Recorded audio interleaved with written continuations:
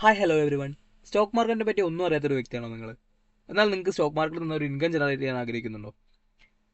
എന്നാൽ ഈ video നിങ്ങൾക്കുള്ളതാണ്. Stock മാർക്കറ്റിൽ അറിഞ്ഞിരിക്കേണ്ട ബേസിക് കാര്യങ്ങൾ, അതായത് സ്റ്റോക്ക് മാർക്കറ്റിൽ അറിഞ്ഞിരിക്കേണ്ട എല്ലാ ബേസിക് കാര്യങ്ങളെക്കുറിച്ച് നമ്മൾ ഈ വീഡിയോ ഡിസ്കസ് ചെയ്യുന്നുണ്ടാവും. വീഡിയോ എല്ലാവരും മുഴുവനായിട്ട് തന്നെ കാണാൻ ശ്രമിക്കുക. ഈ ഒരു വീഡിയോ കണ്ടാൽ സ്റ്റോക്ക് മാർക്കറ്റിനെ പറ്റിയുള്ള നിങ്ങളുടെ എല്ലാ തെറ്റിദ്ധാരണകളും എല്ലാ സംശയങ്ങളും മാറുമെന്ന് എനിക്ക് ഉറപ്പാണ്. സോ നമുക്ക് വീഡിയോയിലോട്ട് പോകാം. ഒരുമിച്ച് ലേൺ ചെയ്യാം, ഒരുമിച്ച് ഏൺ ചെയ്യാം. Welcome to our channel trade with Abi. Stock market എന്താണെന്ന് പറയുന്നതിന് മുന്നേ ആദ്യം തന്നെ ഒരു കാര്യം ഞാൻ വ്യക്തമാക്കി പറഞ്ഞുതരാം. ഇതൊരു സീരിയസ് ആയിട്ടുള്ളൊരു ബിസിനസ്സാണ് സ്റ്റോക്ക് മാർക്കറ്റ് അല്ലെങ്കിൽ ഷെയർ ട്രേഡിംഗ് എന്ന് പറയുന്നത്.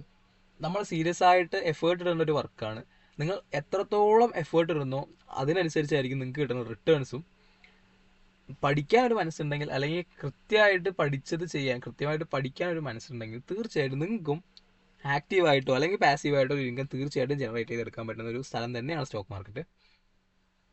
നന്നായിട്ട് സ്കില്ല് ഉണ്ടാക്കിയെടുക്കുക എന്നുള്ളതാണ് നമുക്കിതിൽ ചെയ്യേണ്ട ഒരൊറ്റ കാര്യം.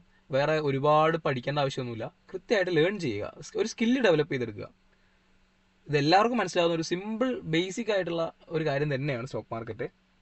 ഒരു കഥ കേൾക്കുന്ന പോലെ തന്നെ നിങ്ങൾക്കിത് കേട്ട് മനസ്സിലാക്കാവുന്നതാണ്. അപ്പോൾ നമുക്ക് വീട്ടിലേക്ക് പോവാം. അപ്പോൾ ഇനി എന്താണ് സ്റ്റോക്ക് മാർക്കറ്റ്? നമ്മുടെ ഇന്ത്യയിൽ രണ്ട് ഫിനാൻഷ്യൽ മാർക്കറ്റാണ് ഉള്ളത്. ഒന്ന് ക്യാപിറ്റൽ മാർക്കറ്റും ഒന്ന് മണി മാർക്കറ്റും. ഈ ക്യാപിറ്റൽ മാർക്കറ്റിൽ രണ്ട് ടൈപ്സ് ഉണ്ട്. ഒന്ന് പ്രൈമറി മാർക്കറ്റും സെക്കൻഡറി മാർക്കറ്റും. സെക്കൻഡറി മാർക്കറ്റിൽ വരുന്നതാണ് നമ്മുടെ സ്റ്റോക്ക് മാർക്കറ്റ്. അപ്പോൾ എന്താണ് സ്റ്റോക്ക് മാർക്കറ്റ്? സ്റ്റോക്ക് മാർക്കറ്റ് ഒറ്റ വരിയിൽ പറഞ്ഞു കഴിഞ്ഞാൽ the place where buying and selling of shares. കമ്പനികളുടെ, അതായത് ലിസ്റ്റ് ചെയ്ത് IPO വഴി ലിസ്റ്റ് ചെയ്തിട്ടുള്ള ഷെയർസിൻ്റെ ബൈയിങ്ങും സെല്ലിങ്ങും നടക്കുന്ന സ്ഥലം എവിടെയാണ്? അതാണ് സ്റ്റോക്ക് മാർക്കറ്റ്. ഇത്രയേ ഉള്ളൂ സ്റ്റോക്ക് മാർക്കറ്റ്. IPO എന്താണെന്നൊക്കെ ഞാൻ പറഞ്ഞുതരാം. അപ്പോൾ ലിസ്റ്റ് ചെയ്തിട്ടുള്ള കമ്പനീസിൻ്റെ ഷെയർസ് ബൈയിങ്ങും സെല്ലിങ്ങും നടക്കുന്ന സ്ഥലമാണ് സ്റ്റോക്ക് മാർക്കറ്റ്. ഈ വാങ്ങുന്ന ആളുകൾ ആരായിരിക്കും? അതാണ് ഷെയർ ഹോൾഡേഴ്സ്. കമ്പനിയാണ് ഇവിടെ ഷെയർ സെല് ചെയ്യുന്നത്. അപ്പോൾ വാങ്ങുന്നത് ബയ്യേഴ്സ് ആരാണ്? The shareholder. Buyers shares വാങ്ങിക്കഴിയുമ്പോൾ അവർ ഷെയർ ഹോൾഡറായി മാറുകയാണ്. ഇതിൽ കമ്പനിക്ക് എന്താണ് ഗുണം? കമ്പനീസ് അവരുടെ ക്യാപിറ്റൽ റേസ് ചെയ്യാൻ, അതായത് കമ്പനി ഇപ്പോൾ ഒരു കമ്പനി നടന്നു പോയിക്കൊണ്ടിരിക്കുകയാണ്. അതായത് ഒരു കമ്പനി നന്നായിട്ട് പെർഫോം ചെയ്തുകൊണ്ടിരിക്കണം. ആ കമ്പനിക്ക് ഇനിയും എന്താ പറയുക, കമ്പനി വലുതാക്കണം. അപ്പോൾ അവർക്ക് ഫണ്ടില്ല. അപ്പോൾ ഫണ്ട് റേസ് ചെയ്യാൻ വേണ്ടിയിട്ടാണ് അവർ എന്ത് ചെയ്യുന്നത്? IPO വഴി, ഇനീഷ്യൽ പബ്ലിക് ഓഫറിംഗ് എന്നാണ് IPOൻ്റെ ഫുൾ ഫോം. IPO വഴി പബ്ലിക്കിന് ഷെയർ ഇഷ്യൂ ചെയ്യും. ഈ ഇഷ്യൂ ചെയ്യുന്ന ഷെയർസാണ് നമ്മൾ മേടിക്കുക. അപ്പോൾ ഇതിലൂടെ നമ്മൾ മേടിക്കണ പൈസ ആണ് കമ്പനിക്ക് പോവുക. ഒരു കമ്പനിയുടെ ഇപ്പോൾ 100% ഷെയർസിൽ കമ്പനിക്ക് ഷെയർസ് ഉണ്ട്. അതുകൊണ്ട് കമ്പനിക്ക് വലിയ നേട്ടമില്ല. കമ്പനിയുടെ ഷെയർസ് അവിടെ തന്നെ ഇരിക്കണം, ഒരു നേട്ടം അവിടെ ഉണ്ടാകുന്നില്ല. അതേ സമയത്ത് ഒരു 50% അല്ലെങ്കിൽ ഒരു 25% ഷെയർസ് എടുത്തിട്ട് മാർക്കറ്റിൽ ലിസ്റ്റ് ചെയ്യുമ്പോൾ അതിനൊരു ഫിക്സഡ് എമൗണ്ട്, അത് കൃത്യമായിട്ടൊരു ഫിക്സഡ് അല്ല, അത് മാർക്കറ്റിൽ ഡിമാൻഡ് അനുസരിച്ച് അത് ബയ്യേഴ്സ് വാങ്ങും. ഈ വാങ്ങുമ്പോൾ 50% ഷെയർസ് ഉണ്ടെങ്കിൽ അതിനെ ഓരോ പാർട്ടാക്കിയിട്ട് ഒരു ഷെയറിനായിരിക്കും ഇത്ര രൂപ എന്ന് പറയും. അപ്പോൾ ഇത് കോടിക്കണക്കിന് ഷെയർ ഉണ്ടാവും, അല്ലെങ്കിൽ ലക്ഷക്കണക്കിന് ഷെയർ ഉണ്ടാവും. ഈ ഷെയർസിനൊക്കെ 100 രൂപ വെച്ച് കൊടുത്താൽ പോലും കമ്പനീസിന് നേട്ടമാണ്. അപ്പോൾ ഇങ്ങനെ കമ്പനി ഫണ്ട് റേസ് ചെയ്യും. അപ്പോൾ ഈ ഷെയർ ഹോൾഡേഴ്സിന് എന്താണ് നേട്ടം എന്ന് പറഞ്ഞു കഴിഞ്ഞാൽ, ഇന്ന് ചിലപ്പോൾ 100 രൂപയ്ക്ക് IPO വഴി അല്ലെങ്കിൽ നോർമലായിട്ട് ഒരു കമ്പനിയുടെ ഷെയർ ഒരു ആൾ വാങ്ങിയിട്ടുണ്ടെങ്കിൽ 100 രൂപയ്ക്ക് വാങ്ങിയ ഷെയർ ചിലപ്പോൾ മുകളിലോട്ടും പോകും താഴോട്ടും പോകും. മുകളിലോട്ട് പോകും എന്ന് പ്രതീക്ഷിച്ചാണല്ലോ നമ്മൾ വാങ്ങുക. അതിന് കൃത്യമായ റീസൺസ് ഉണ്ടാവും. ഷെയർ വാങ്ങാൻ ഒരുപാട് ഫാക്ടേഴ്സ് ഉണ്ട്, അതൊക്കെ നമുക്ക് പിന്നീട് ഒരു വീഡിയോയിൽ പറയാം. അപ്പോൾ ഷെയർസ് വാങ്ങുമ്പോൾ ഒരു ഫിക്സഡ് എമൗണ്ടിനായിരിക്കും നമ്മൾ ഷെയർസ് വാങ്ങിയിട്ടുണ്ടാവും. അപ്പോൾ 100 രൂപയ്ക്ക് വാങ്ങിയത് ചിലപ്പോൾ ഇന്ന് തന്നെ ചിലപ്പോൾ കൂടാം, അല്ലെങ്കിൽ നാളെ കൂടാം, അല്ലെങ്കിൽ ഒരു ടൈം നമ്മൾ പഠിക്കുമ്പോൾ നമുക്ക് മനസ്സിലാവും. അപ്പോൾ ഈ ഷെയർസിൻ്റെ പ്രൈസ് 100 നിന്ന് ഒരു 200 എത്തി. അപ്പോൾ എന്താ അവിടെ ഉണ്ടാവുന്നത്? നമ്മുടെ ക്യാപിറ്റൽ തന്നെ ഡബിൾ ആവുകയാണ്. അതായത് 100 രൂപയ്ക്ക് ഷെയർസ് വാങ്ങിയ ഒരാൾ 10 ഷെയർ വാങ്ങിയിട്ടുണ്ടെങ്കിൽ ആളുടെ ടോട്ടൽ ക്യാപിറ്റൽ 1000 രൂപയാണ്. അതേ ഷെയർ 200 രൂപയ്ക്ക് വിറ്റാൽ അത് എത്ര രൂപയാവും? 2000 രൂപയാണ്. അപ്പോൾ ഇങ്ങനെ ഇൻവെസ്റ്റേഴ്സിന് അവരുടെ ക്യാപിറ്റൽ റേസ് ചെയ്യാൻ പറ്റും. അപ്പോൾ ഇതിലൂടെ ആർക്കൊക്കെയാണ് നേട്ടം? ഷെയർ ഹോൾഡേഴ്സിനും ക്യാപിറ്റൽ റേസ് ചെയ്യാൻ പറ്റും, കമ്പനീസിനും അവരുടെ ക്യാപിറ്റൽ റേസ് ചെയ്യാൻ പറ്റും. സോ ഇതാണ് ബേസിക്കലി സ്റ്റോക്ക് മാർക്കറ്റ് നടക്കുന്ന പ്രോസസ്സ്. ഇതിൽ കുറേ ടേംസ് ഉണ്ട്. ഇപ്പോൾ ഒരുപാട് ടേംസ് ഇനി വരുന്നുണ്ട്, നമ്മളത് പിന്നീട് ഡിസ്കസ് ചെയ്യാം.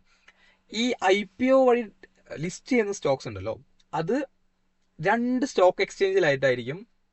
ഇന്ത്യയിൽ 2 സ്റ്റോക്ക് എക്സ്ചേഞ്ച് ആണുള്ളത്. ഒന്ന് NSE, അതുപോലെ BSE.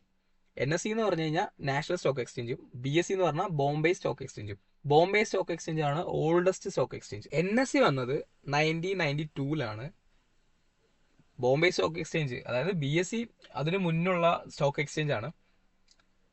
അപ്പോൾ ഈ 2 സ്റ്റോക്ക് എക്സ്ചേഞ്ചിനും 2 ഇൻഡെക്സ് ഉണ്ട്. അതായത് NSEയിൽ ലിസ്റ്റ് ചെയ്തിട്ടുള്ള കമ്പനീസ് ഫുൾ ഉള്ളത് ഏതിലാന്ന് വെച്ച് കഴിഞ്ഞാൽ നിഫ്റ്റി എന്ന് പറയും. നിഫ്റ്റിയിലാണ് NSEയിൽ ലിസ്റ്റ് ചെയ്തിട്ടുള്ള കംപ്ലീറ്റ് സ്റ്റോക്സും ഉള്ളത്. അതുപോലെ BSEയിൽ ഉള്ള സ്റ്റോക്ക് ഫുള്ള്, BSEയുടെ ഇൻഡെക്സ് ആണ് സെൻസെക്സ്. നമ്മൾ പേപ്പറിലും അതുപോലെ കേട്ടിട്ടുണ്ടാവുമല്ലോ, പണ്ട് തൊട്ടേ കേൾക്കുന്നുണ്ടാവുമല്ലോ, സെൻസെക്സ് ഇടിഞ്ഞു, സെൻസെക്സ് കയറി എന്നൊക്കെ പറയുമ്പോൾ. അപ്പോൾ സെൻസെക്സ് എന്ന് പറയുന്നത് BSEയുടെയും, അതുപോലെ NSE എന്ന് പറയുന്നത് നിഫ്റ്റി എന്ന് പറയുന്നത് NSEയുടെയും ഇൻഡെക്സുകളാണ്. അപ്പോൾ ഈ 2 ഇൻഡെക്സുകളാണ് നമ്മുടെ ഇന്ത്യനെ എന്താ പറയുക റെപ്രസെൻ്റ് ചെയ്തിട്ട് ഫുൾ വേൾഡ് സ്റ്റോക്ക് മാർക്കറ്റിൽ ഉള്ളത്. അതായത് മൊത്തം നമ്മുടെ സ്റ്റോക്ക് മാർക്കറ്റിലാണെങ്കിലും ഇപ്പോൾ വേൾഡ് സ്റ്റോക്ക് മാർക്കറ്റിൽ നമ്മൾ നോക്കുകയാണെങ്കിൽ അവിടെ ഫുൾ മെയിൻ ഇൻഡെക്സുകളായിട്ട് എല്ലാം തപ്പുമ്പോൾ അതായത് നമ്മൾ സെർച്ച് ചെയ്യുമ്പോൾ മെയിനായിട്ട് നമ്മുടെ നിഫ്റ്റിയും അതുപോലെ സെൻസെക്സും ആണ് നമ്മുടെ കൺട്രീനെ റെപ്രസെൻ്റ് ചെയ്യണത്. അപ്പോൾ NSEയും BSE ആണ് നമ്മുടെ 2 സ്റ്റോക്ക് എക്സ്ചേഞ്ച്. ഈ 2 സ്റ്റോക്ക് എക്സ്ചേഞ്ചുകളുടെയും നമ്മൾ NSE BSE എന്ന് പറയുന്നത് അധികം യൂസ് ചെയ്യാറില്ല. നമ്മളവിടെ യൂസ് ചെയ്യുന്നത് നിഫ്റ്റി ആൻഡ് സെൻസെക്സ് ആണ് യൂസ് ചെയ്യാറ്. അപ്പോൾ ഇതിൽ തന്നെ കുറേ, അതായത് ഇപ്പോൾ സെക്ടർ വൈസ് ആയിട്ടും അതുപോലെ കുറേ ഡിഫറെൻറ്റ് ടൈപ്സ് ഓഫ് ഉണ്ട്. പക്ഷെ നമുക്കിപ്പോൾ ഇത് നോക്കിയാൽ മതി, നിഫ്റ്റിയും അതുപോലെ തന്നെ സെൻസെക്സും ഇത് മാത്രം നോക്കുക. ഇതാണ് നമ്മുടെ 2 സ്റ്റോക്ക് എക്സ്ചേഞ്ച്. ബേസിക് ആയിട്ടുള്ള കാര്യങ്ങൾ ഇത് മാത്രമേ ഉള്ളൂ. നമ്മൾ നിഫ്റ്റി നമ്മുടെ മെയിൻ ഇൻഡെക്സും സെൻസെക്സും അതുപോലെ നമ്മുടെ മെയിൻ ഇൻഡെക്സ് ആണ്. പിന്നെ നമ്മുടെ ഇന്ത്യൻ മാർക്കറ്റ് എപ്പോൾ ഓപ്പൺ ചെയ്യുമെന്ന് ചോദിച്ചു കഴിഞ്ഞാൽ ഒരു കൃത്യമായ ടൈമിലാണ് അത് വർക്ക് ചെയ്യുള്ളൂ. തിങ്കളാഴ്ച മുതൽ വെള്ളിയാഴ്ച വരെയാണ് നമ്മുടെ മാർക്കറ്റ് ഉള്ളത്. പിന്നെ ഹോളിഡേയ്സിലൊന്നും വർക്കിംഗ് അല്ല. ഇപ്പോൾ പബ്ലിക് ഹോളിഡേയ്സിലൊന്നും മാർക്കറ്റ് വർക്കിംഗ് അല്ല. പിന്നെ അതുപോലെ 9:50 to 3:30 ആണ് മാർക്കറ്റ് ഹവേഴ്സ് എന്ന് പറയുന്നത്. 9:15 മുതൽ 3:30 വരെയാണ് മാർക്കറ്റ് ഉള്ളത്, വൈകിട്ട് 3:30 വരെ. ഈ സമയങ്ങളിൽ മാത്രമാണ് നമുക്ക് സ്റ്റോക്ക് വാങ്ങാനും വിൽക്കാനും സാധിക്കുള്ളൂ. കൃത്യം 9:15 മാർക്കറ്റ് തുടങ്ങുകയും കൃത്യം 3:30 അവസാനിക്കുകയും ചെയ്യും. ഈ സമയങ്ങളിൽ മാത്രമാണ് നമുക്ക് സ്റ്റോക്ക് വാങ്ങാനും വിൽക്കാനും സാധിക്കുള്ളൂ. അപ്പോൾ ഇത്രയൊക്കെയാണ് നമ്മുടെ ബേസിക് ആയിട്ടുള്ള കാര്യങ്ങൾ. ഇനി എന്തിനാണ് സ്റ്റോക്ക് മാർക്കറ്റ് എന്ന് ചോദിച്ചു കഴിഞ്ഞാൽ, നമ്മൾ നേരത്തെ പറഞ്ഞ പോലെ തന്നെ കമ്പനീസിന് ഫണ്ട് റേസ് ചെയ്യാൻ പറ്റും, അതുപോലെ ഷെയർ ഹോൾഡേഴ്സിനും അവരുടെ വെൽത്ത് ക്രിയേറ്റ് ചെയ്തെടുക്കാൻ പറ്റും. പിന്നെ സ്റ്റോക്ക് മാർക്കറ്റിലാണ് നമ്മുടെ ഈ ഗവൺമെന്റ് ബോണ്ടുകൾ അല്ലെങ്കിൽ മ്യൂച്വൽ ഫണ്ട്സ്, ഇതെല്ലാം സ്റ്റോക്ക് മാർക്കറ്റിലുണ്ട്. ഇതൊക്കെ വലിയ വലിയ ടോപ്പിക്കാണ്. അപ്പോൾ ഇതിങ്ങനെ പറഞ്ഞു പോകാന്നല്ലാണ്ട് അത് എക്സ്പ്ലെയിൻ ചെയ്താൽ നമുക്ക് പറ്റില്ല, കാരണം വീഡിയോയുടെ ലെങ്ത് കൂടും. അപ്പോൾ അതൊക്കെ നമുക്ക് വേറെ വീഡിയോ ആയിട്ട് പറയാം. അപ്പോൾ മ്യൂച്വൽ ഫണ്ട്, ബോണ്ട്സ്, ഇതെല്ലാം ഉള്ളത് നമ്മുടെ ഈ മാർക്കറ്റാണ്. ഇതാണ് സെക്യൂരിറ്റി മാർക്കറ്റ്. ക്യാപിറ്റൽ മാർക്കറ്റിനെയാണ് നമ്മൾ സെക്യൂരിറ്റി മാർക്കറ്റ് എന്ന് പറയാം. ഇതാണ് നമ്മുടെ സ്റ്റോക്ക് മാർക്കറ്റ്. അപ്പോൾ ഇനിയുള്ളത് ഇതിനെല്ലാം ഒരു റെഗുലേറ്ററി ഏജൻസി വേണമല്ലോ. നമ്മുടെ ഇന്ത്യൻ ഫിനാൻഷ്യൽ സിസ്റ്റത്തിൽ 2 റെഗുലേറ്ററി ഏജൻസീസ് ആണുള്ളത്. ഒന്ന് RBIയും ഒന്ന് സെബിയും. RBI എന്താണെന്ന് നമുക്ക് എല്ലാവർക്കും അറിയാം. നമ്മുടെ സെൻട്രൽ ബാങ്കാണ്. നമ്മുടെ ബാങ്കുകളിലെല്ലാം കൺട്രോൾ ചെയ്യണത് ബാങ്കാണ്, സെൻട്രൽ ബാങ്ക്. അതുപോലെ ബാങ്കുകൾക്ക് എന്തെങ്കിലും പ്രശ്നങ്ങൾ ഉണ്ടാകുമ്പോൾ ഫിനാൻഷ്യൽ അഡ്വൈസ് കൊടുക്കുന്നത്, നമ്മുടെ ഗവൺമെന്റിനും ഫിനാൻഷ്യൽ അഡ്വൈസ് കൊടുക്കുന്നത് RBI ആണ്. അപ്പോൾ ഈ RBI പോലെ തന്നെ ഒരു റെഗുലേറ്ററി ഏജൻസിയാണ്, അല്ലെങ്കിൽ സ്റ്റോക്ക് മാർക്കറ്റ് കൺട്രോൾ ചെയ്യണ ഒരു സുപ്രീം അതോറിറ്റിയാണ് SEBI. Securities and Exchange Board of India എന്നാണ് സെബിയുടെ ഫുൾ ഫോം. അപ്പോൾ സെബിയുടെ വർക്ക് എന്താണെന്ന് ചോദിച്ചു കഴിഞ്ഞാൽ, ഇതുപോലെ RBI ബാങ്കിനെ മോണിറ്റർ ചെയ്യുന്ന പോലെ നമ്മുടെ സ്റ്റോക്ക് മാർക്കറ്റിലെ മാനിപ്പുലേഷൻസ് കംപ്ലീറ്റ് ഇല്ലാതാക്കുകയാണ് സെബിയുടെ വർക്ക്. സെബിയാണ് കംപ്ലീറ്റ് സ്റ്റോക്ക് മാർക്കറ്റിനെ കൺട്രോൾ ചെയ്യണത്. ഇൻവെസ്റ്റേഴ്സിന്റെ ഇൻട്രസ്റ്റ് എപ്പോഴും പ്രൊട്ടക്ട് ചെയ്യാനാണ് സെബി ശ്രമിക്കുക. കംപ്ലീറ്റ് ആയിട്ട് നമ്മുടെ ക്യാഷും എല്ലാം സേഫ് ആയിട്ട് വെക്കുന്നതും, അല്ലെങ്കിൽ മാനിപ്പുലേഷൻസ്, അതായത് ഇപ്പോൾ കള്ളത്തരങ്ങളൊക്കെ നടക്കില്ലേ. അപ്പോൾ അതെല്ലാം ഇല്ലാതെ നോക്കുന്നത് സെബിയാണ്. ഒരു മാനിപ്പുലേഷനും സെബി അനുവദിക്കില്ല. അപ്പോൾ സെബിയാണ് ദി സുപ്രീം അതോറിറ്റി. സെബിയാണ് കംപ്ലീറ്റ് അതോറിറ്റി. സ്റ്റോക്ക് മാർക്കറ്റിൽ നിയമങ്ങൾ കൊണ്ടുവരുന്നത് സെബിയാണ്. പിന്നെ സെബിയാണ് IPOനൊക്കെ പെർമിഷൻ കൊടുക്കുക. സെബി കൃത്യമായിട്ടുള്ള ഗൈഡൻസ് പറയും. നമ്മൾ അതുപോലെ പ്രവർത്തിക്കാനേ എല്ലാവർക്കും പറ്റുള്ളൂ, കമ്പനീസിനാണെങ്കിലും ഷെയർ ഹോൾഡേഴ്സിനാണെങ്കിലും. കാരണം സെബി എന്ന് പറയുന്നത് എപ്പോഴും സുപ്രീം അതോറിറ്റിയാണ്. അതുപോലെ തന്നെ എല്ലാവരുടെയും ഇൻവെസ്റ്റിംഗ് ഇൻട്രസ്റ്റിനെ പ്രൊട്ടക്ട് ചെയ്യുന്ന ഒരു റെഗുലേറ്ററി ഏജൻസിയാണ് ഇത് സെബി. അപ്പോൾ അതാണ് സെബിയാണ് അപ്പോൾ കംപ്ലീറ്റ് ആയിട്ട് നമ്മുടെ സ്റ്റോക്ക് മാർക്കറ്റിനെ കൺട്രോൾ ചെയ്യുന്ന ഏജൻസി. സെബിനെ കുറിച്ചൊക്കെ നമുക്ക് ഡീറ്റെയിൽ ആയിട്ട് പറഞ്ഞു പോകാനുണ്ട്. അപ്പോൾ നമ്മൾ അതൊക്കെ വേറെ വീഡിയോയിലേക്ക് ചെയ്യാം.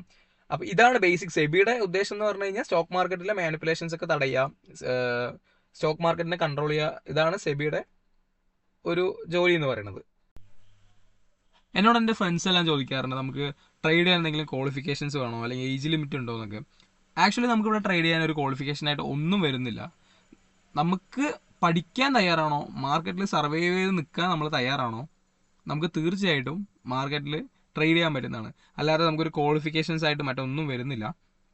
നമ്മൾ പാവപ്പെട്ടവരാണോ, പണക്കാരനാണോ, അല്ലെങ്കിൽ പഠിപ്പുണ്ടോ, നമ്മുടെ വിദ്യാഭ്യാസം എന്താണ്, ഇതൊന്നും നമ്മുടെ മാർക്കറ്റ് നോക്കുന്നില്ല.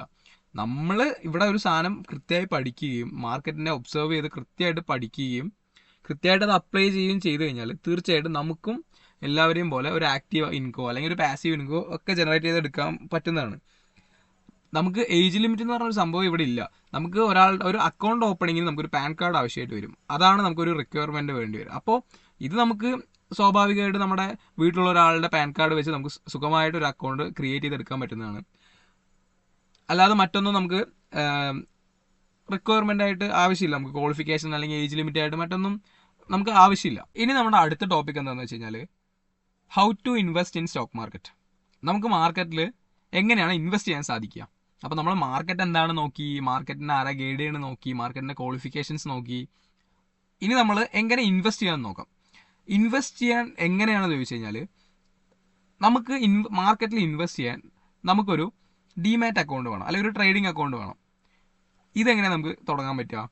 നമുക്ക് ഈ അപ്സ്റ്റോക്സ്, സെറോദ അല്ലെങ്കിൽ ഗ്രോ ഇങ്ങനെയുള്ള നമ്മൾ ഒരുപാട് ആപ്പുകളുടെ പരസ്യം കണ്ടിട്ടുണ്ടാവില്ലേ. അപ്പോൾ ഇങ്ങനെയുള്ള ഓരോ ആപ്പുകൾ വഴിയാണ് നമുക്ക് ട്രേഡ് ചെയ്യാൻ പറ്റുക. നമ്മൾ ട്രേഡിംഗ് ബ്രോക്കേഴ്സിന് നമ്മൾ ചെറിയ ചാർജ് കൊടുക്കേണ്ടി വരും. അതൊക്കെ ഫിക്സഡ് ആയിട്ടുള്ള ചാർജാണ്, വലിയ ചാർജൊന്നുമല്ല. ഇപ്പോൾ ഒരു ട്രേഡിന് ബൈ ചെയ്യാൻ 20, സെൽ ചെയ്യാൻ 20 രൂപയുള്ളൂ. അതൊക്കെ ഒരു ചെറിയ എമൗണ്ട് മാത്രമാണ് നമ്മൾ ബ്രോക്കറിന് കൊടുക്കേണ്ടി വരുള്ളൂ. പിന്നെ ബാക്കി ടാക്സസ് കുറച്ച് നമുക്കിവിടെ ടാക്സസ് ഉണ്ട് കേട്ടോ. എല്ലാത്തിലും പോലെ നമുക്കിവിടെ GST ടാക്സ് ഒക്കെ അവൈലബിൾ ആണ്. അപ്പോൾ ഗവൺമെൻറ്റിൻ്റെ ഭാഗത്തുനിന്ന് ടാക്സ് എന്നൊക്കെ നമ്മുടെ ഇന്ന് പിടിക്കുന്നുണ്ടാവും. ചെറിയൊരു തുക മാത്രമേ പിടിക്കുന്നുള്ളൂ. ഓരോ ട്രേഡിലും ഓരോ ചെറിയ എമൗണ്ട് മാത്രം പിടിക്കുള്ളൂ. അപ്പോൾ നമ്മൾ ഈ ബ്രോക്കറിനെ സെലക്ട് ചെയ്യുമ്പോൾ അതിൽ ഒരുപാട് ടേംസ് നോക്കിയിട്ട് വേണം നമ്മൾ സെലക്ട് ചെയ്യാൻ. അപ്പോൾ ചില ബ്രോക്കേഴ്സ് ഉണ്ട് ഹൈ പെയ്ഡ് ആയിരിക്കും. അപ്പോൾ ഒരുപാട് എമൗണ്ട് ആയിരിക്കും നമ്മുടെ ഇത് പിടിക്കുന്നുണ്ടാവുക. അപ്പോൾ നമുക്ക് ഓരോന്നും നമ്മുടെ ഇഷ്ടമാണ്. അപ്പോൾ നമുക്കത് സെർച്ച് ചെയ്ത് കഴിഞ്ഞാൽ നമുക്ക് നല്ല ബ്രോക്കേഴ്സിനൊക്കെ കണ്ടുപിടിക്കാൻ പറ്റും. ഇപ്പോൾ അപ്സ്റ്റോക്സും സെറോദയും ഗ്രോ ഒക്കെയാണ് നമ്മുടെ മെയിൻ ബ്രോക്കേഴ്സ്. സെറോദയാണ് ഏറ്റവും ബെസ്റ്റ്. എല്ലാവരും യൂസ് ചെയ്യുന്ന ഒരു മെയിൻ, ഇന്ത്യയിലെ ഏറ്റവും കൂടുതൽ ആളുകൾ യൂസ് ചെയ്യുന്നത് സെറോദയാണ്. നിങ്ങൾക്ക് സെറോദ നോക്കാവുന്നതാണ്. പക്ഷേ സെറോദയിലൊക്കെ അക്കൗണ്ട് ഓപ്പണിങ്, അതായത് നമ്മൾ ഈ അക്കൗണ്ട് ഓപ്പൺ ചെയ്യുന്ന സമയത്ത് ഒരു 200 റുപ്പീസ് കൊടുക്കേണ്ടി വരും. 200 or 300 കൊടുക്കേണ്ടി വരും. അപ്പോൾ അങ്ങനെയാണ് നമുക്ക് ചിലതിൽ അക്കൗണ്ടിങ് ഓപ്പണിങ് ഫീ ഉണ്ടാവും, ചിലതിൽ ഫുൾ സീറോ ആയിരിക്കും, ചിലതിൽ ട്രേഡിങ് എല്ലാം സീറോ ആയിരിക്കും. നമുക്ക് അവർക്ക് ബ്രോക്കറേജ് ഫീ കൊടുക്കേണ്ടി വരില്ല. പക്ഷേ GST ഒക്കെ ഉണ്ടാവും, പക്ഷേ ബ്രോക്കറേജ് ആയിട്ട് കൊടുക്കേണ്ടി വരില്ല. അപ്പോൾ നമ്മൾ പഠിക്കുമ്പോൾ ആദ്യം അങ്ങനത്തെ ബ്രോക്കറേജ് ഫ്രീ ആപ്ലിക്കേഷൻസ് ഒക്കെ യൂസ് ചെയ്യണമായിരിക്കും നല്ലത്. നിങ്ങൾക്ക് ബ്രോക്കറേജ് ആപ്ലിക്കേഷൻ അക്കൗണ്ട് ഓപ്പൺ ചെയ്യാൻ അറിയില്ലെങ്കിൽ അത് കമൻറ്റ് ബോക്സിൽ പറഞ്ഞു കഴിഞ്ഞാൽ നമുക്ക് അതിനൊരു വീഡിയോ ചെയ്യാം. അപ്പോൾ നമ്മളൊരു അക്കൗണ്ട് ഓപ്പണിങ് വീഡിയോ ചെയ്യാം. അപ്പോൾ നമുക്ക് 2 തരത്തിലുള്ള ഇൻവെസ്റ്റ്മെൻറ്റ്സ് ആണ് വരുന്നത്. ഒന്ന് ലോങ് ടേമിലേക്കും ഒന്ന് ഷോർട്ട് ടേമിലേക്കും. ലോങ് ടേമിലേക്ക് നമുക്ക് ചിന്തിക്കുമ്പോൾ തന്നെ മനസ്സിലാവും അത് ലോങ് ടേമിലേക്കാണ്, വർഷങ്ങൾക്ക് വേണ്ടിയിട്ടുള്ള ഇൻവെസ്റ്റ്മെൻ്റ് ആണ്. ലോങ് ടേമിൻ്റെ പർപ്പസ് എന്താണെന്ന് വെച്ച് കഴിഞ്ഞാൽ നമ്മുടെ വെൽത്ത് ഇൻക്രീസ് ചെയ്യുക എന്നുള്ളതാണ് നമ്മുടെ പർപ്പസ്. അപ്പോൾ ലോങ് ടേം ഇൻവെസ്റ്റ്മെൻറ്റിൽ ഒരുപാട് കാര്യം വരും. മ്യൂച്വൽ ഫണ്ട്സ് ഒക്കെ വരുന്നത് ലോങ് ടേമിലാണ്. നമുക്ക് അതിന് പറ്റിയൊരു വീഡിയോ ഉടനെ തന്നെ ചെയ്യാം. മ്യൂച്വൽ ഫണ്ട്സ് ഒക്കെ നമ്മുടെ വെൽത്ത് ക്രിയേഷനിൽ അടിപൊളിയായിട്ട് വർക്ക് ചെയ്യുന്ന ഒരു ഇൻസ്ട്രുമെൻ്റ് ആണ്. പിന്നെ അതുപോലെ ഷോർട്ട് ടേം ട്രേഡ്, ഇത് വളരെ ഇമ്പോർട്ടൻ്റ് ആണ്. നമുക്ക് ഷോർട്ട് ടേം ട്രേഡ് എന്ന് വെച്ചാൽ 3 മാസം മുതൽ 6 മാസം വരെയുള്ള കാലയളവിൽ ചെയ്യുന്ന ചെറിയ ടൈം ഫ്രെയിമിൽ ചെയ്യുന്ന ട്രേഡ്സിനെയാണ് അല്ലെങ്കിൽ നമ്മുടെ ഇൻവെസ്റ്റ്മെൻറ്റ്സിനെയാണ് നമ്മൾ എന്ത് പറയുക, ഷോർട്ട് ടേം ഇൻവെസ്റ്റ്മെൻറ്റ് എന്ന് പറയാം. ഷോർട്ട് ടേം ഇൻവെസ്റ്റ്മെൻറ്റ്സിൽ റിസ്ക് കൂടുതലായിരിക്കും. ഈ റിസ്ക് അല്ലെങ്കിൽ റിവാർഡ് ഇതെല്ലാം നമ്മൾ വെക്കുന്ന ഒരു ഫിക്സഡ് ഇതിൻ്റെ ഉള്ളിലായിരിക്കും. അല്ലാതെ നമ്മുടെ കയ്യിൽ നിന്ന് എന്താ പറയുക, നമ്മുടെ കൊണ്ടുവരപ്പോൾ നമ്മളൊരു 10,000 വെച്ച് ഇൻവെസ്റ്റ് ചെയ്താൽ 10,000 രൂപയും പോകുന്നില്ല. നമ്മൾ വെക്കുന്ന ഒരു ലോസ് ഉണ്ടാവും, അതിൻ്റെ അപ്പുറത്തേക്ക് നമ്മൾ പോകില്ല. അപ്പോൾ നമ്മൾ 100 രൂപയാണോ വെച്ച് അതേ പോവുള്ളൂ, ഇല്ലെങ്കിൽ പോട്ടെ ഒരു 50 രൂപയാണോ വെച്ച് അതേ പോകത്തുള്ളൂ. അല്ലാതെ അതിന് കൂടുതലൊന്നും അങ്ങനെ നമ്മുടെ ക്യാപിറ്റൽ വാഷ് ഔട്ടൊന്നും ആവാറില്ല. നമ്മൾ വെക്കുന്ന ലോസ് എന്താണോ, നമ്മൾ എത്ര ലോസ് ബിയർ ചെയ്യാൻ പറ്റുമോ അത് മാത്രമേ നമ്മൾ ലോസായി വെക്കേണ്ട കാര്യമുള്ളൂ. അപ്പോൾ ഈ റിസ്ക് എന്ന് ഉദ്ദേശിക്കുന്നത് നമ്മൾ എടുക്കുന്ന ലോസാണ്.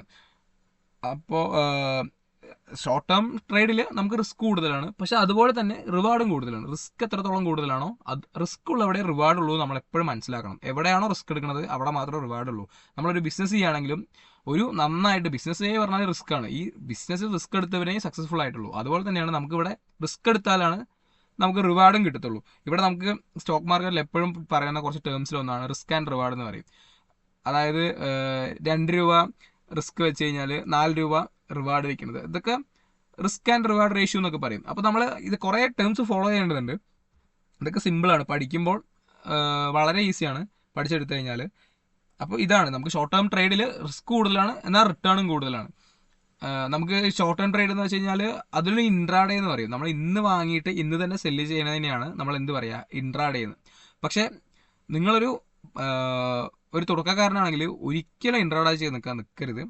ഇൻട്രാഡേന് നമുക്ക് ഇവിടെ ക്യാപിറ്റലിന് ഒരു ലിവറേജ് കിട്ടും.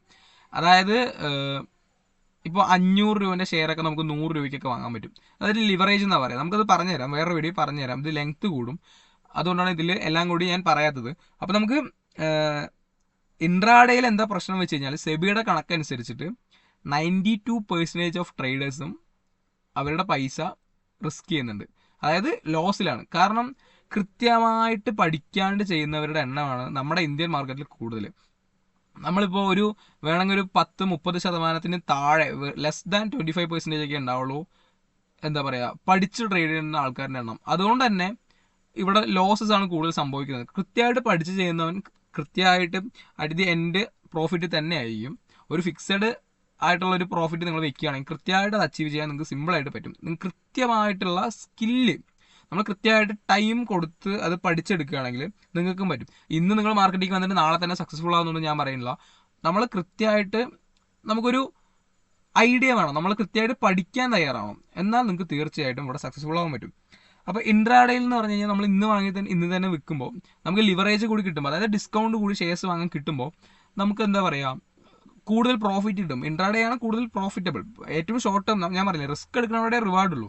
നമ്മൾ റിസ്ക് എടുത്തു കഴിഞ്ഞാൽ അതിന് റിവാർഡ് കിട്ടും. പക്ഷേ ആസ് എ ബിഗിനർ നമ്മൾ ഒരിക്കലും അങ്ങനെ നിൽക്കരുത്. നമ്മൾ ഇൻട്രാഡേ ചെയ്യാൻ നിൽക്കരുത്. ഒരുവിധം പഠിച്ച് ഒരു 3 മാസം 6 മാസമൊക്കെ കഴിഞ്ഞ്, അതായത് ഷോർട്ട് ടേം ട്രേഡ് ചെയ്ത് ശീലമായിട്ട് പിന്നെ നമ്മൾ ചെയ്തു തുടങ്ങുന്ന ട്രേഡാണ് ഇൻട്രാഡേ എന്ന് പറയുന്നത്. അപ്പോൾ നമുക്കിവിടെ സ്റ്റോക്ക് മാർക്കറ്റിൽ ഒരുപാട് ഇമോഷൻസ് വരുന്നുണ്ടല്ലോ. നമ്മളിപ്പോൾ നമ്മുടെ ഹാർഡ് ഏൺ മണിയാണ്. എല്ലാവരുടെയും പൈസയ്ക്ക് വിലയുണ്ടല്ലോ, നമുക്ക് പൈസ ഇല്ലാണ്ട് ഒന്നുമില്ല. അപ്പം പൈസ പോകുമ്പോൾ നമുക്ക് എല്ലാവർക്കും ഇമോഷണലി നമ്മൾ തകരും. അപ്പോൾ ഇതൊന്നും വരാതെ നമ്മൾ ഈ ഇമോഷൻസിലൊക്കെ കൺട്രോൾ ചെയ്യണതാണ് ഏറ്റവും വലിയ സ്കില്ല്. അതിനെയാണ് നമ്മൾ സ്കില്ല് എന്ന് ഉദ്ദേശിക്കുന്നത്. എന്തൊക്കെ നമ്മൾ പഠിച്ചാലും ഇതിൻ്റെയൊക്കെ അപ്പുറത്ത് നമ്മൾ മാർക്കറ്റിൽ നിന്ന് എക്സ്പീരിയൻസ് ചെയ്യുന്ന കുറച്ച് കാര്യങ്ങൾ, ഇമോഷണലായിട്ട് നമുക്ക് കുറച്ച് എക്സ്പീരിയൻസ് ഉണ്ട്. അപ്പോൾ ഈ പറഞ്ഞ എക്സ്പീരിയൻസ് ഒക്കെയാണ് നമ്മൾ ട്രേഡ് ചെയ്ത് ഉണ്ടാക്കേണ്ടത്. നമ്മൾ ആദ്യം ഒരു കാര്യം മനസ്സിലാക്കുക, തീർച്ചയായിട്ടും നമുക്ക് ലോസസ് ഉണ്ടാവും. വലിയ എമൗണ്ട് ഓഫ് ലോസസ് അല്ല, നമ്മൾ എന്താണോ വെക്കുന്നത് അതാണ് നമ്മുടെ ലോസ് വരിക. നന്നായി പഠിച്ച ഒരാളാണ് നിങ്ങളെങ്കിൽ ഞാൻ പറയുന്നു നിങ്ങൾക്ക് 80% പ്രോഫിറ്റ് തന്നെ ആയിരിക്കുള്ളൂ. അപ്പോഴും നിങ്ങൾ പ്രോഫിറ്റിലാണ് ആലോചിക്കണം. 80%, ബാക്കി 20%. കാരണം മാർക്കറ്റ് അങ്ങനെയാണ്, മാർക്കറ്റിന്റെ നേച്ചർ അങ്ങനെയാണ്. മാർക്കറ്റ് പ്രോഫിറ്റും തരും ലോസും തരും. നമ്മൾ ആദ്യമൊക്കെ പൈസ മുമ്പ് തന്നെ കൊണ്ടാവില്ല എന്ന് പറഞ്ഞാൽ ഒരിക്കലും ഇട്ടിട്ട് പോകാണ്ടിരിക്കുക. ഇവിടെ മാർക്കറ്റിൽ സർവൈവ് ചെയ്ത് നിൽക്കുന്ന ആളുണ്ടോ, അതായത് എന്തൊക്കെ സംഭവിച്ചാലും ഞാനിത് വിട്ടുകൊടുക്കില്ല എന്നുള്ള മൈൻഡിൽ നമ്മൾ ഓവർ ട്രേഡ് എടുക്കാൻ പറ്റില്ല, ഒരുപാട് ട്രേഡ് എടുക്കാൻ പറ്റില്ല. നമ്മൾ എന്തൊക്കെ സംഭവിച്ചാലും ഞാനിത് പഠിച്ചിട്ടേ ഇരിക്കുള്ളൂ എന്ന് പറഞ്ഞ ഒരു വ്യക്തി ഇരിക്കുകയാണെങ്കിൽ തീർച്ചയായിട്ടും സക്സസ്ഫുൾ ആകാൻ പറ്റും. നന്നായി പഠിക്കുക. പഠിക്കാതെ നമുക്ക് ഒന്നും ചെയ്യാൻ ആവില്ല സ്റ്റോക്ക് മാർക്കറ്റിൽ. സത്യം പറഞ്ഞു കഴിഞ്ഞാൽ നമ്മുടെ രാജ്യത്ത് പഠിക്കാണ്ട് ചെയ്യുന്നവർ എണ്ണമാണ് കൂടുതൽ. അപ്പോൾ പഠിച്ച് ചെയ്ത് എല്ലാവർക്കും സക്സസ്ഫുൾ ആവാൻ പറ്റും. ഇതാണ് ഞാൻ ഒരു ഡിസഡ്വാൻറ്റേജും അല്ലെങ്കിൽ അഡ്വാൻറ്റേജ് സെക്ഷനൊക്കെ വെക്കാൻ വിചാരിച്ചു. പക്ഷെ ഇത്രേ ഉള്ളൂ. നമ്മൾ പഠിച്ച് ചെയ്ത് കഴിഞ്ഞാൽ കംപ്ലീറ്റ്ലി അഡ്വാൻറ്റേജ് അല്ലെങ്കിൽ നമ്മുടെ വെൽത്ത് ക്രിയേറ്റ് ചെയ്യാൻ പറ്റും. ക്ലിയർ ആയിട്ട് നമ്മുടെ വെൽത്തിനെ ഇൻക്രീസ് ചെയ്യാൻ പറ്റും, നമ്മുടെ പ്രോഫിറ്റ് ഇൻക്രീസ് ചെയ്യാൻ പറ്റും, ആക്റ്റീവായിട്ടും പാസീവായിട്ടും ഒക്കെ ഇൻകം ക്രിയേറ്റ് ചെയ്യാൻ പറ്റുന്ന ഒരു സൂപ്പർ സ്ഥലം തന്നെയാണ് സ്റ്റോക്ക് മാർക്കറ്റ്. നമ്മൾ റിസ്ക് എടുക്കാൻ തയ്യാറാണെങ്കിൽ പറ്റിയ സ്ഥലമാണ്. റിസ്ക് എടുക്കാൻ തയ്യാറല്ലെങ്കിൽ ഒരിക്കലും നമ്മൾ ഷോർട്ട് ടേം ഗെയിമിന് നമ്മൾ ഇറങ്ങി പുറപ്പെടരുത്. അതേസമയം നമുക്ക് റിസ്ക് എടുക്കാൻ പറ്റില്ലെങ്കിൽ ലോങ് ടേമിക്ക്, അതായത് വർഷങ്ങളിലേക്കുള്ള ഇൻവെസ്റ്റ്മെന്റിലേക്ക് നമുക്ക് കിടക്കാം. അവിടെ റിസ്ക് തീരെ കുറവാണ്, റിട്ടേണും അതുപോലെ കുറവ് തന്നെയാണ്. പക്ഷെ എന്നാലും നിങ്ങളുടെ ക്യാപിറ്റൽ വെറുതെ ചിലവായി പോകുന്നു. അതുപോലെ ബാങ്കിൽ വെറുതെ ഒരു ഫിക്സഡ് ഡെപ്പോസിറ്റ് ഇടുന്നതിനെക്കാട്ടി എത്രയോ ബെറ്ററാണ് ഇവിടെ സ്റ്റോക്സിൽ അല്ലെങ്കിൽ മ്യൂച്വൽ ഫണ്ടിൽ ഡെപ്പോസിറ്റ് ചെയ്യുന്നത്. FD എന്ന് പറയുന്നത് എല്ലാവരും ഇപ്പോൾ നിർത്തി തുടങ്ങി. കാരണം മ്യൂച്വൽ ഫണ്ടിൻ്റെ വരവോടുകൂടി മ്യൂച്വൽ ഫണ്ട് എന്താ അവിടെ കോമ്പൗണ്ടിങ് ആണ് സംഭവിച്ചുകൊണ്ടിരിക്കുന്നത്. നമ്മുടെ ക്യാപിറ്റലൊക്കെ ഇൻക്രീസ് ആവണം. അതേ സമയത്ത് നമ്മുടെ FD എന്ന് പറയുന്നത് ഫിക്സഡ് ഡെപ്പോസിറ്റ് ആണ്. ഇത്ര പേഴ്സൻറ്റേജിൽ മാത്രം ഒതുങ്ങി പോകുന്ന ഒരു സംഭവമാണ് FD. അപ്പം നമ്മുടെ പൈസ നമുക്ക് വേണ്ടി വർക്ക് ചെയ്യണം. അതാണ് എപ്പോഴും നമുക്ക് എന്താ പറയുക യൂസ്ഫുൾ ആയിട്ടുള്ളത്. നമ്മുടെ പൈസ നമുക്ക് വേണ്ടി വർക്ക് ചെയ്യണം. അപ്പോൾ നമ്മൾ എന്താ ചെയ്യേണ്ടി? കൃത്യമായിട്ട് ഇൻവെസ്റ്റ്മെൻറ്റിലേക്ക് കടക്കുക, കൃത്യമായ ഇൻസ്ട്രുമെൻറ്റ് നോക്കി കൃത്യമായിട്ട് പഠിക്കണം. നമ്മളൊരു സ്റ്റോക്കിലും അല്ലെങ്കിൽ ഒരു ഇൻവെസ്റ്റ്മെൻറ്റിലും പഠിക്കാതെ ഇൻവെസ്റ്റ് ചെയ്യാനേ പറ്റില്ല. ലോങ് ടേം ഇൻവെസ്റ്റ്മെൻറ്റ് എപ്പോഴും സേഫ്റ്റിയാണ്. ഷോർട്ട് ടേം ഇൻവെസ്റ്റ്മെൻറ്റ് ഡേഞ്ചറാണ്. ഡേഞ്ചർ എന്ന് പറഞ്ഞു കഴിഞ്ഞാൽ അങ്ങനെ നമ്മുടെ ക്യാപിറ്റൽ വാഷ് ഔട്ട് ആവുമെന്നല്ല, നമ്മൾ വെക്കുന്ന ലോസ്, നമ്മൾ എത്രയാണോ ലോസ് എടുക്കാൻ തയ്യാറാണ് ആ ലോസേ പോകത്തുള്ളൂ. അപ്പം അത്രേ ഉള്ളൂ. ഇതാണ് ഷോർട്ട് ടേമും ലോങ് ടേമും. ഇനി ഡിസഡ്വാൻറ്റേജ് ഇത്രേ ഉള്ളൂ. പഠിക്കാണ്ട് ചെയ്ത് കഴിഞ്ഞാൽ തീർച്ചയായിട്ടും പൈസ നഷ്ടപ്പെടുന്ന ഒരു സംഭവം തന്നെയാണ് സ്റ്റോക്ക് മാർക്കറ്റ്. ഇതൊരു ബിസിനസ്സാണ്. സോ ഒരു ഫിക്സഡ് ഇൻകം ചിലപ്പോൾ നമുക്ക് ജനറേറ്റ് ആക്കാൻ പറ്റിയെന്ന് വരില്ല. നമ്മളെപ്പോഴും ശ്രമിക്കേണ്ടത് ഒന്നുകൂടി ഹാർഡ് വർക്ക് ചെയ്യുക. അടുത്ത ക്വാർട്ടറിൽ അല്ലെങ്കിൽ അടുത്ത മാസത്തിൽ നമ്മൾ ഇത്ര പ്രോഫിറ്റിലെത്തുമെന്ന് വിചാരിച്ച് കൃത്യമായിട്ട് വർക്ക് ചെയ്യാൻ ശ്രമിക്കുക. അല്ലാതെ എന്താ പറയുക ഓവർ ട്രേഡ് എടുത്ത് ഗ്രീഡി ആവാൻ പറ്റില്ല. നമ്മൾ മാർക്കറ്റിൽ ഒരിക്കലും ആക്രാന്തം കാണിക്കാൻ പറ്റില്ല. കൃത്യമായിട്ട് ഓരോ ഒരു ഫിക്സഡ് പെർസെൻറ്റേജ് വെച്ചിട്ട് ചെറിയ പ്രോഫിറ്റ് എടുത്ത് മാറുക. സ്റ്റോപ്പ് ലോസ് അടിക്കുക. അതായത് ഞാൻ സ്റ്റോപ്പ് ലോസിനെ കുറിച്ചൊക്കെ വൃത്തിയായിട്ടൊരു വീഡിയോ ഇടാം. അപ്പോൾ റിസ്ക് കൃത്യമായിട്ട് എത്രയാണോ എടുക്കുന്നത് പറ്റുന്ന റിസ്ക് എടുക്കുക, അതിൽ മാറുക, റിവാർഡ് കൃത്യമായിട്ട് കിട്ടും. ഇത് ടൈം എടുക്കുന്ന ഒരു പ്രോസസ്സ് തന്നെയാണ് സ്റ്റോക്ക് മാർക്കറ്റ്. നിങ്ങൾ തീർച്ചയായിട്ടും ടൈം കൊടുക്കണം. നിങ്ങൾ ഒരു ദിവസം 1 മണിക്കൂർ അല്ലെങ്കിൽ 2 മണിക്കൂർ മാറ്റി വയ്ക്കാൻ തയ്യാറാണെങ്കിൽ സുഖമായിട്ട് 1 വർഷം അല്ലെങ്കിൽ 6 മാസം 1 വർഷത്തിനുള്ളിൽ നിങ്ങൾക്ക് ഒരു നല്ല ട്രേഡറായി മാറാൻ പറ്റും. സക്സസ്ഫുൾ ട്രേഡർ ആവാൻ പറ്റുന്നില്ലെങ്കിലും നിങ്ങൾ പ്രോഫിറ്റിലായിരിക്കും. എന്തായാലും ഒരു 50% സുഖമായിട്ട് നമുക്ക് എന്താ പറയുക ക്യാപിറ്റൽ 50% അല്ല, ഒരു നല്ലൊരു ലെവലിൽ നമുക്കും പ്രോഫിറ്റ് ജനറേറ്റ് എടുക്കാൻ പറ്റുന്നതായിരിക്കും. നന്നായി പഠിക്കാൻ തയ്യാറാണെങ്കിൽ ഒരു സ്കില്ല് ജനറേറ്റ് ചെയ്ത് കഴിഞ്ഞാൽ പിന്നെ നന്നായി നമുക്കും ട്രേഡ് ചെയ്യാൻ സാധിക്കും. പിന്നെ ചാർട്ട് നമുക്ക് മെയിനായിട്ട് ഇവിടെ വരുന്നത് ചാർട്ടിലൂടെയാണല്ലോ. നമ്മൾ ട്രേഡിങ്ങിൽ നമ്മൾ കണ്ടിട്ടുണ്ടാവില്ല ഇങ്ങനെ ഒരു ട്രേഡിംഗ് എന്ന് പറഞ്ഞാൽ തന്നെ നമ്മുടെ മനസ്സിലേക്ക് എന്താ വരിക, ഒരു ആരോ ഇങ്ങനെ കയറി ഇറങ്ങി പോകുന്നത്. അപ്പോൾ ഇതിനെയാണ് നമ്മൾ ചാർട്ട് എന്ന് പറയുക. അപ്പോൾ ഈ ചാർട്ട് എന്ന് ഒരുപാട് ഇതുണ്ട്, അതായത് പഠിക്കാൻ ഒരുപാടുണ്ട്. ചാർട്ടിലാണെങ്കിലും എന്താണ് ചാർട്ട് ഒരുപാടുണ്ട്. അപ്പോൾ ചാർട്ട് ഇത്ര മനസ്സിലാക്കിയാൽ മതി. ചാർട്ട് എന്ന് പറഞ്ഞു കഴിഞ്ഞാൽ ഒരു പ്രൈസ്, ഇപ്പോൾ ഒരു സ്റ്റോക്കിൻ്റെ പ്രൈസ് ഓരോ സെക്കൻഡിൽ മാറിക്കൊണ്ടേയിരിക്കും. അപ്പോൾ ഈ മാറിക്കൊണ്ടേയിരിക്കുന്ന പ്രൈസിനെ ഇൻഡിക്കേറ്റ് ചെയ്ത് കാണിക്കുന്ന ഒന്നാണ് എന്ത്, നമ്മുടെ ചാർട്ട് എന്ന് പറയുന്നത്. അപ്പോൾ ഈ ചാർട്ട് ഇങ്ങനെ കയറി ഇറങ്ങിക്കൊണ്ടിരിക്കും. അതും നമ്മൾ മനസ്സിലാക്കേണ്ടത് പ്രൈസ് കയറുന്നു ഇറങ്ങുന്നു ഇത്ര പ്രൈസിലെത്തി, ഇതൊക്കെ സൈഡിൽ കൃത്യമായിട്ട് കാണിച്ചിട്ടുണ്ടാവും. അപ്പോൾ നമുക്ക് അതിനെക്കുറിച്ചൊക്കെ ചാർട്ടിനെയും ഇപ്പം ഞാൻ പറഞ്ഞ എല്ലാ ടോപ്പിക്കും അത്യാവശ്യം വലിയ ടോപ്പിക്കാണ്. ഇത് ബേസിക് ആയിട്ടുള്ള ടോപ്പിക് ആയതുകൊണ്ട് ബേസായിട്ട് ഞാൻ എല്ലാം പറഞ്ഞു തന്നു. ഇതിനെക്കുറിച്ച് വ്യക്തമായിട്ട് ഡീറ്റെയിൽ ആയിട്ട് നമ്മളിനി വേറൊരു വീഡിയോയിൽ കാണാം. അപ്പം ഇങ്ങനെയൊക്കെയാണ് സ്റ്റോക്ക് മാർക്കറ്റ് വരുന്നത്. സ്റ്റോക്ക് മാർക്കറ്റ് എപ്പോൾ ഓപ്പൺ ചെയ്യണം നമ്മൾ നോക്കി, എന്താണ് സ്റ്റോക്ക് മാർക്കറ്റ് നോക്കി, ഇവിടെ വരുന്ന റിസ്കിനെ പറ്റി നോക്കി. തീർച്ചയായിട്ടും നമുക്ക് റിസ്ക് ഉണ്ട്, ഇല്ലയെന്ന് ഞാൻ പറയുന്നില്ല. പക്ഷെ അതുപോലെ റിവാർഡും ഉണ്ട്. നമ്മൾ കൃത്യമായിട്ട് വർക്ക് ചെയ്യാൻ തയ്യാറാണെങ്കിൽ 100% നമ്മൾ പ്രോഫിറ്റിൽ നിൽക്കാൻ പറ്റും. അത് ഞാൻ ഉറപ്പ് തരുന്ന കാര്യമാണ്. പക്ഷെ ടൈം എടുക്കും, പഠിക്കാൻ ശ്രമിക്കുക. ഇത്രയാണ് പറയാനുള്ളത്. അപ്പോൾ വീഡിയോ ഇഷ്ടമായെങ്കിൽ എല്ലാവരും ഒന്ന് സപ്പോർട്ട് ചെയ്യുക.